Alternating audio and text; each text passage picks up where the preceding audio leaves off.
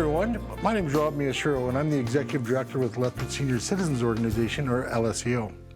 So you might find it strange that I'm on this side of the camera with a butcher's block in front of me and a knife and an apron. So just so you know, we had a program called the 4C's, which is cooking, conversation, and companionship with McKillop Church. And what it was, we brought seniors together and we taught them things. Well, I didn't teach them. My chefs taught them different meals to cook. The people had coffee together and they formed friendships. And so the big advantage of that kind of program is, of course, bringing people together and getting them to develop relationships, and that carried on after the program. Well, because of COVID, we don't have the 4C's program right now, and we haven't for a year. So you're stuck with Trevor Potter and myself, and as you know, Trevor's the pastor at McKillop Church. So you're stuck with us doing we're calling them the 4C's because we're not sure where the fourth C is, but we're going to do the cooking and discussion with you about the meals, and hopefully you can recreate this at home. So the first thing I'm going to make today is called stuffed tofu, and these are dishes that I learned from my mom, Jerry, who some of you know. And really there was no recipe for these. I just kind of watched her do it. And interestingly, my nieces created a cookbook for my mom at Christmas time based on all the recipes and dishes that my siblings and my nieces and nephews liked my mom to make for them. So this is one of 3 different dishes that I used to make all the time for my kids. And the first one is called stuffed tofu. So really, just to get into it, I'll show you what this looks like first. So this is supposed to be ground pork mixed with finely chopped green onion and a smashed up garlic clove, or a couple garlic cloves. But what I did, because the store didn't have any ground pork, I bought pork sausage, and when I was seasoning it, I forgot that it was pork sausage, so it's a touch salty. So just be aware of that when you're buying things. If you're substituting, it could have some unforeseen outcomes at the end. So very simply, I like to use firm tofu, and you can get this in just about every grocery store. It has water in it, obviously, so it's going to dump out all over the place.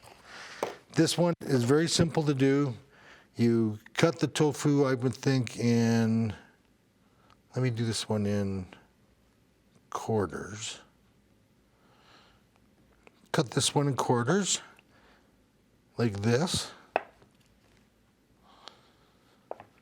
And then we'll cut this in half like this. And that's how simple it is. So now you can see we have pieces of tofu roughly like this. So if you want to make them smaller, that's fine. But I think for our purposes today, we're going to make them a little larger because Trevor's eating this after, and I think Trevor likes to eat, so we'll give that to him. So what I use, sorry, I didn't have it. In order to put the pork into the tofu, because what we do is we scoop out some tofu, I put some the ground pork mixture into the little pocket that I've just made, and then you'll see as I put it into the pan, put the sauce around it, and then just simmer it for a while. That's how easy it is. So I have just a run-of-the-mill melon bowler. I think for this one we'll use the smaller end. And as you can see, we just put it in. Try not to break the side walls. I'm not really good at this sometimes. And because these are a little bit bigger pieces, I can make it a little bit bigger so you can put more pork in it. So really what you have is something that looks like this. So now you have a nice piece of tofu with a little dent in it. So we'll just continue to do those like this.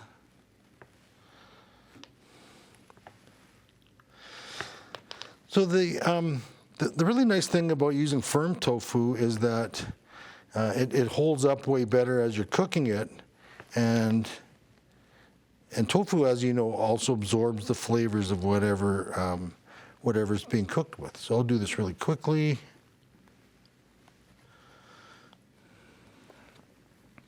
And if you want, you can save these pieces of tofu to stick in other dishes, but again, that is entirely up to you. All right. And I dug that one a bit deep. All right, so now we have this like this. So we have these, 8 pieces of tofu. I could have made them smaller, like I said. But what I'm going to do now is you just get about, I think you start out with about, half a teaspoon, and not a measuring teaspoon, just a regular teaspoon that you'd use for your cup of coffee or tea. Fill it up, and it looks like these ones could use a bit more because they're bigger pieces of tofu. And don't push them down too far because you'll break up the tofu. And you fill it up really nicely. I'll do this quickly.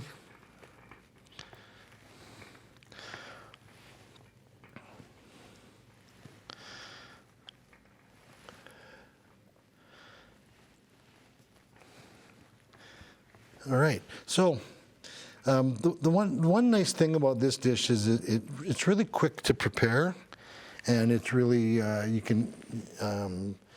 it cooks very quickly as well. So really, you can go from the time we started to the time we finish. If you work more quickly than I do, certainly you can have this whole meal done in 40 minutes or so. And along while this is cooking, you can make other dishes, which I'm going to show you in a minute as well.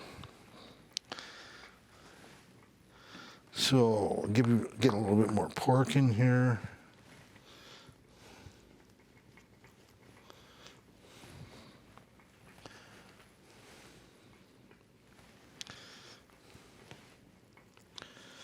There we go. So it looks like this, and it might stick out a little bit. It might look a little bit messy, but we're going to cook this. So we're going to cook this with the pork side down, and then we're going to make sure that we have enough sauce. This is how simple it is. We'll turn the burner on, and we'll put it down, power down to about 3 to 2. And these convection burner, these induction burners are pretty hot. So what I'm using right now, it's just a regular oyster flavored sauce. And it's funny because I don't usually use this for really anything else other than this dish. So you pour a whole bunch in the bottom, and I mean a whole bunch, because then you can use the sauce for the white rice as well that I'm preparing. And I would thin it out just a little bit with just a little bit of water. And oftentimes what I'll do as well is for this dish is I'll put the pork in first if I want it to brown a bit, but I think for this time we're going to do it this way. So now all you do is you grab the tofu with the pork side up, and then just flip it over so the pork side is down. And give it a little press so it flattens out a bit.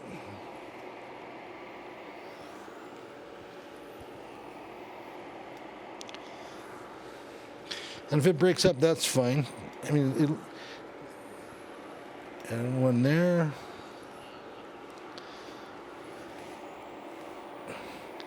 And you just have to be a bit careful because tofu is when you buy tofu, it's packed in water, so it gets a little bit. There we go.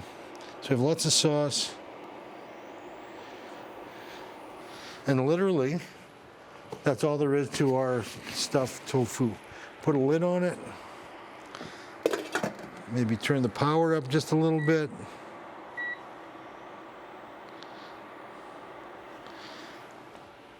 And there we go for our first dish, stuffed tofu. And again, the ingredients are, I like to use firm tofu because it's firm or even extra firm. It holds up a bit better in cooking. You can look for a small package, maybe 250 grams of ground pork. Unless you're going to do a double batch, you might want to get more.